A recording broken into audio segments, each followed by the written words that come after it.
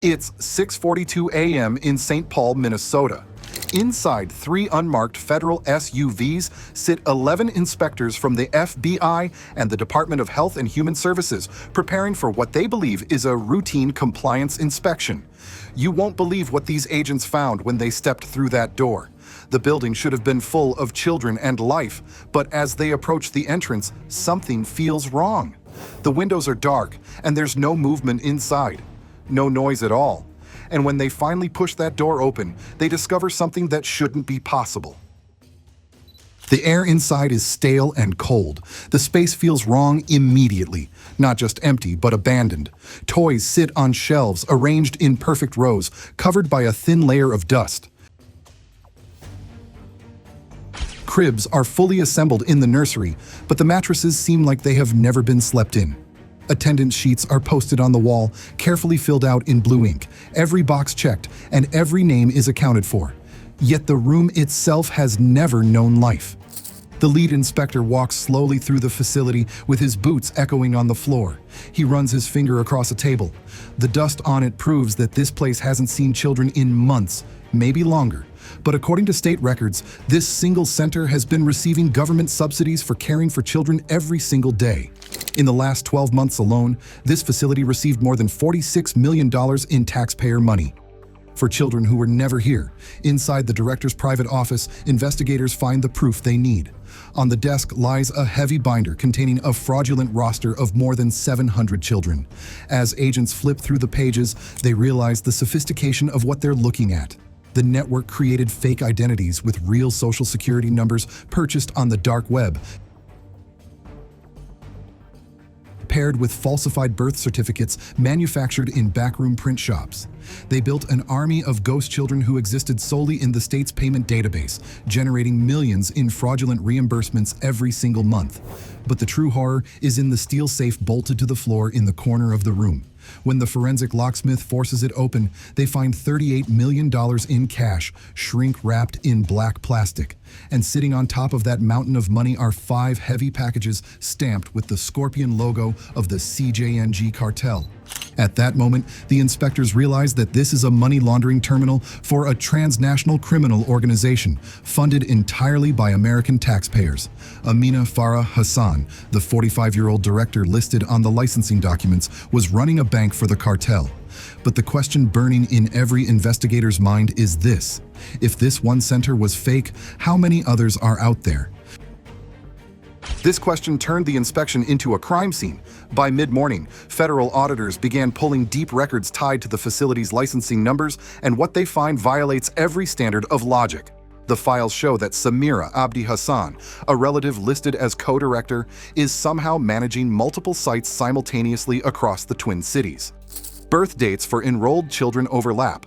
Home addresses are duplicated across different cities. Yet from 2021 to 2025, the total reimbursements for this network have reached $2.8 billion. Let that sink in for a moment.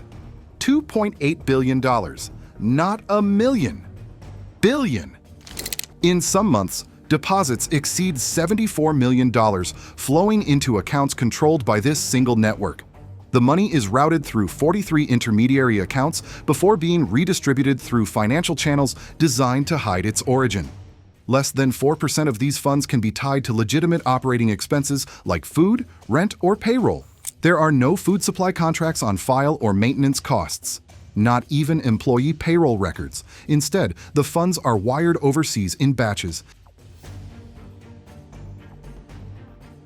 Each transfer kept just below the federal reporting threshold to avoid triggering automatic reviews. $312 million is processed in less than 9 months through a single account that never paid a single employee.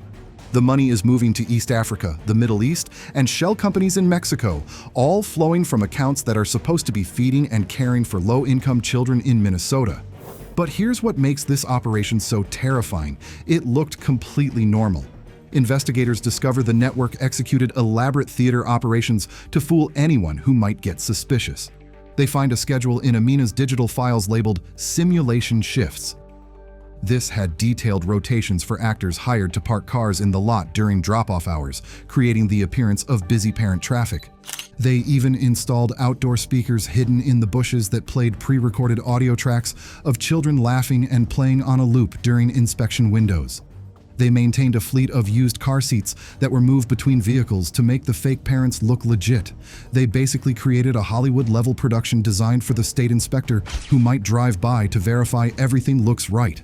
But as investigators dig deeper into the financial records, they realize this fraud is just the surface. The money trail leads somewhere much darker.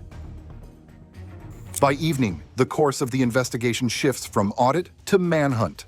At 11:58 p.m., federal prosecutors issue authorization for a coordinated operation across Minneapolis. Within minutes, teams mobilize. All 5 childcare facilities owned by the network are raided simultaneously. An additional 12 affiliated offices are breached and evidence secured. As teams move through the buildings, something strange happens. Alarms begin triggering across the financial network. Money starts moving fast. In less than 18 minutes, more than $96 million is frantically rerouted through financial tunnels designed to collapse once activated, erasing the electronic trail. Someone on the other end knows the feds are inside. Then confirmation arrives that turns the operation into a pursuit. Surveillance systems recorded Amina Farah Hassan leaving her residence hours earlier. License plate readers tracked her vehicle heading south, while maritime records show a private vessel scheduled to depart before dawn. She's running. But the investigation is about to lead somewhere no one expected. By 2:18 a.m., analysts tracing encrypted communications identify a hub 30 miles outside the city, an industrial property listed as abandoned. Tax records show no activity for years, but utility records tell a very different story. Electricity usage at the site surges every night, and water consumption exceeds 90,000 gallons per day, far more than an abandoned building should need. At 3:36 a.m., aerial surveillance confirms vehicles are entering the compound at intervals. Exhaust plumes rise from multiple vents despite the building supposedly being empty. This turned out to be a factory that's being funded by money stolen from Minnesota's children. At 4:21 a.m., the final order is given. Floodlights cut through the darkness as tactical teams move toward the compound's main access points. The structure doesn't resemble a warehouse anymore. It resembles a fortified installation. The first breach comes with a controlled charge that peels back the steel door. Inside, the air is toxic. Agents report a metallic taste in their mouths the moment the seals are broken. The walls are lined with industrial scrubbers running at full capacity, designed to hide the chemical signature from thermal satellites overhead. But behind a secondary corridor, agents find something that turns this from a drug case into a humanitarian crisis. In a dim holding room, they find 61 individuals. 17 are American citizens, others from multiple countries. Several had been reported missing 6 to 9 months earlier. They're seated on the floor, malnourished and terrified. And here's the horrifying detail. The workers' fingerprints have been burned off with acid to prevent identification if they ever escaped. This is the cartel's insurance policy against the human element. While rescue teams extract the captives, evidence teams advance to the production floor. What they find stuns even seasoned officers who've seen everything. This facility is using the stolen childcare funds to purchase harmful chemicals. Ledgers show purchases exceeding $1.4 billion over 18 months. The factory is producing 32 to 38 tons of fentanyl per day, alongside over 70 tons of coke per week. It's a closed loop. The government pays the daycare centers. The daycare centers wash the money. The money funds the drug factory, and the drugs destroy the community that the welfare programs were supposed to help. By 4:19 a.m., the scale becomes undeniable. Production floors extend across 4 levels. One line item lists a single week's output valued at over $3.2 billion. As dawn breaks over Minneapolis, the compound is fully under control. Hours later, federal briefings begin in a secured building. The total confirmed financial loss to taxpayers stands at over $4.3 billion. Assistance that never reached the people it was intended to protect. but the dollar amount doesn't capture the real damage. Investigators estimate that more than 68,000 low-income children across Minnesota lost access to childcare because funds had been diverted to this criminal network. Legitimate childcare providers closed their doors because they couldn't compete with a fraud ring that didn't have to pay for food, staff, or actual children. The system that was supposed to help the most vulnerable was weaponized to fund one of the largest drug operations ever discovered on American soil. This case forces a hard look at the vulnerability of the American welfare system. The Ghost Children Network exploited the very values that define the system. They knew bureaucrats are afraid to ask hard questions. They weaponized political correctness and administrative efficiency to steal billions.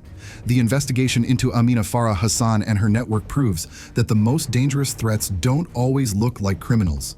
Sometimes they look like pillars of the community, but they steal the future right out from under us while we look the other way.